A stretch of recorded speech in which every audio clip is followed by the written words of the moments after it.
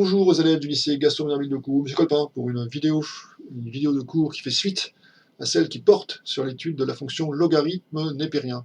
Dans cette vidéo, dernier paragraphe, grand 5, résolution d'équations et d'inéquations sous-entendues utilisant la fonction logarithme népérien. Alors, avant de poursuivre cette vidéo, je vous ai envoyé un document par mail, un document en format PDF. Ce document est à compléter au fur et à mesure du déroulement de cette vidéo. Donc, si vous n'avez pas encore imprimé ce document, vous mettez la vidéo sur pause, vous l'imprimez et vous y revenez. Donc, je relis le titre, grand 5, résolution d'équations et d'inéquations, et je commence par un rappel très important. Comme pour la fonction exponentielle, la fonction logarithme népérien est strictement croissante. Je répète, la fonction logarithme népérien est strictement croissante sur tout son domaine de définition, hein, ce qui va de 0 à plus l'infini, 0 exclu. Donc pour A et B positif, on a, quand log de A est égal à log de B, que peut-on dire de A et de B? Alors, je vous laisse réfléchir un peu par vous-même. Votre réflexion doit s'appuyer sur le fait que la fonction logarithme népérien est strictement croissante. Donc je vous laisse réfléchir. En solution. La fonction logarithme népérien est strictement croissante. Ça veut dire que par la fonction logarithme népérien, chaque image n'est atteinte qu'une seule fois. Je répète, chaque image est atteinte une seule fois. Donc là, ça voudrait dire que l'image de A est égale à l'image de B, mais chaque image n'est atteinte qu'une seule fois. Donc ça veut dire nécessairement, puisque chaque image n'est atteinte qu'une seule fois, ça veut dire que A égale B. Et ça marche dans les deux sens. Hein. Si log de A est égal à log de B, alors A égale B, et si A égale B, alors log de A est égal à log de B. Ça, c'est la probabilité P6. Alors, voyons P7. Log de A inférieur à log de B. Alors, je rappelle que la fonction logarithme népérien est strictement croissante, donc je vous laisse réfléchir par vous-même. Qu'est-ce que ça implique pour A et B? Puisque la fonction logarithme népérien est strictement croissante, l'ordre avant transformation est le même que l'ordre après transformation. Donc ça veut dire que A est plus petit que B, ça marche aussi dans les deux sens.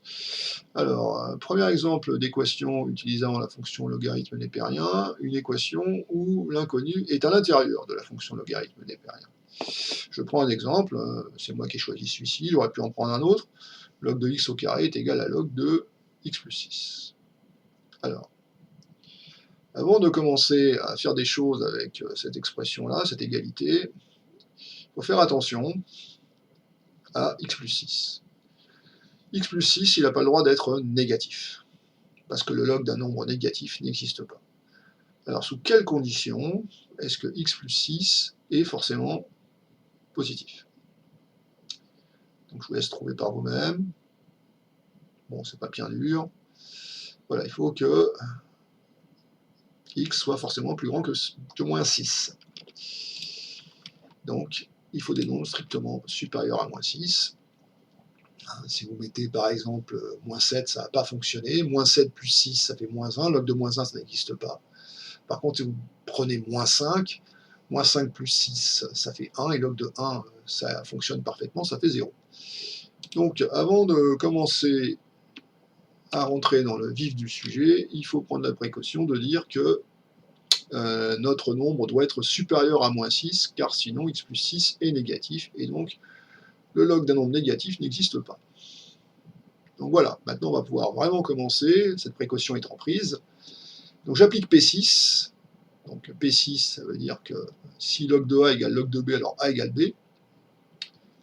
Donc ici c'est pas A et B, mais c'est appliquez-le quand même, appliquez cette formule, ça nous donne que x au carré est égal à x plus 6. Donc x au carré jouait le rôle de A, x plus 6 jouait le rôle de B.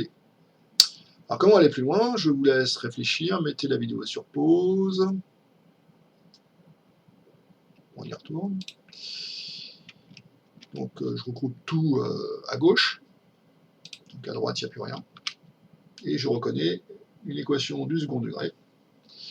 Donc vous connaissez la démarche à suivre. Hein. Il y a peut-être des solutions, il y a deux solutions, ou une, ou voire pas du tout. À vous de faire ce qu'il faut. Mettez la vidéo sur pause. Alors il faut calculer delta, hein, comme on l'a déjà fait à de maintes reprises. Donc ici, delta, ça fait ceci. Donc b carré moins 4ac. Alors attention, b c'est moins 1. Donc le moins fait partie de b. Hein. Donc c'est moins 1 le tout au carré, et ça fait 25. D'où racine de delta qui fait 5. Hein. Alors il y a deux racines, hein. Vous savez le faire. Hein. Voilà. Alors moins b, donc moins 1, moins 5, divisé par 2a. Alors 2 parce que a c'est 1, 2 fois 1 ça fait 2. Et donc ça fait 1 moins 5, ça fait moins 4. Moins 4 divisé par 2, ça fait moins 2. Et pour l'autre, on trouve 3. 1 plus 5, divisé par 2, 3. Alors on remarque tout de suite que moins 2 et 3 sont plus grands que moins 6, donc on va pouvoir garder ces deux nombres comme étant solution de notre équation. Voilà pour cet exemple avec l'inconnu dans le log. Alors, un autre exemple qui est très couramment utilisé, qu'on trouve fréquemment le jour du bac, c'est résoudre ce type d'équation que vous n'avez jamais rencontré dans votre parcours scolaire jusqu'à présent. Ici, l'inconnu est en exposant. Exemple d'utilisation pour des inconnus en exposant. Très utile, j'ai marqué. Oui, c'est vrai. Donc résoudre 8 exposant x égale 149. Alors, on voit pas d'emblée à quoi va servir le log dans cette histoire, mais je vais quand même donner un indice. C'est que, vous voyez, le x est en exposant, et pour résoudre ce type d'équation, il va falloir le faire descendre de sa position d'exposant. Et pour faire cela, le log nous sera très utile. Donc, on applique le log de chaque côté. Donc, je fais le log de chaque côté, j'applique la propriété P6. Donc, log de 8 exposant 6 est égal à log de 149. Et je reprends ce que je disais au début, il faut faire descendre le x. Et pour cela, grâce au log, il y a une formule. Formule qu'on a vue dans un cours précédent. Est-ce que vous en souvenez? Est-ce que vous voyez la formule qui va être utile? C'est que log de a puissance p est égal à p log de a. Donc, je vous laisse appliquer cette formule à l'expression qui est ici. Ouais, ça donne ça. X log de 8 est égal à log de 149.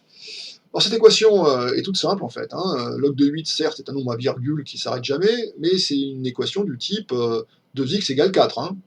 Donc si 2x égale 4, je divise par 2. Bah là, je ne vais pas diviser par 2, je vais diviser par un nombre que la calculatrice connaît. Enfin, la calculatrice connaît une approximation de ce nombre. Et donc, ça marche pareil. Donc 2x égale 4, je divise par 2. Là, j'avais divisé, je vous laisse deviner, par... Donc on fait une division par log de 8.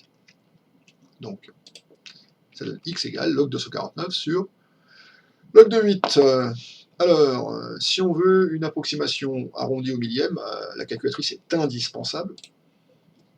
Donc, log de 149, c'est bien 149. Oui, log de 149 sur log de 8. Donc, log de 149, log de 149 divisé par log de 8.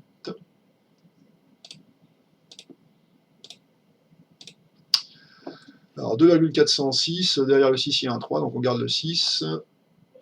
Donc, ça nous donne ceci. Alors, il faut bien comprendre que le nombre qu'on a trouvé ici, si je mets 8 à la puissance 2,406, je devrais retrouver 149. Du moins, une valeur très proche de 149, puisque ceci n'est pas la valeur exacte. Donc, regardons ce que ça donne. 8 à la puissance 2,406, 148,87, 88 même, si on arrondit au centième. Donc voilà, ça confirme ce que je vous disais. Alors, on passe maintenant à une inéquation. Alors, ça fonctionne un peu de la même façon. L'inconnu est en exposant, il faut le faire descendre. Voilà, on fait le log de chaque côté pour faire descendre l'exposant. On applique la même formule ici. Voilà, c'est cette formule-là qu'on va appliquer. Je vous laisse écrire ce que ça donne. Mettez la vidéo sur pause. Ça donne ceci. Et on va, effectivement, ici, quand c'est une équation, on a divisé. Quand c'est une inéquation, on divise aussi. Mais il y a une précaution à prendre. Il y a un piège.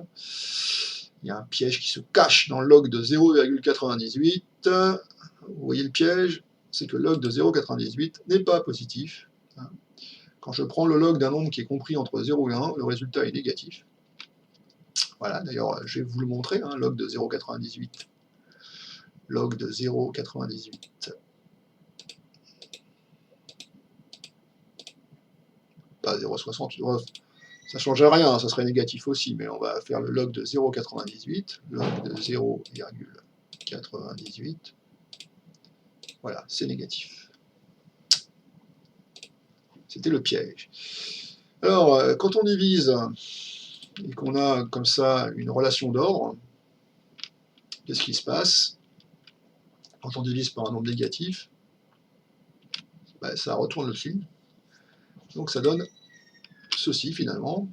Voilà, alors on va vérifier ça à la calculatrice. Log de 128 sur log de 0,98. Donc log de 128 divisé par log de 0,98. Résultat négatif, puisque log de 128 est positif et log de 0,98 est négatif. Donc résultat négatif, moins 240,16. Alors, voilà, donc moins 240,16. Alors, si x est plus grand que moins 240,16, alors cette expression est plus petite que 128. Alors, essayons par exemple x, je vais prendre x plus grand que moins 240,16, prenons moins 240, juste un peu plus grand que moins 240,16. Donc 0,98, 0,98 à la puissance moins 240. Et ça fait 127,56, c'est donc bien plus petit que 128.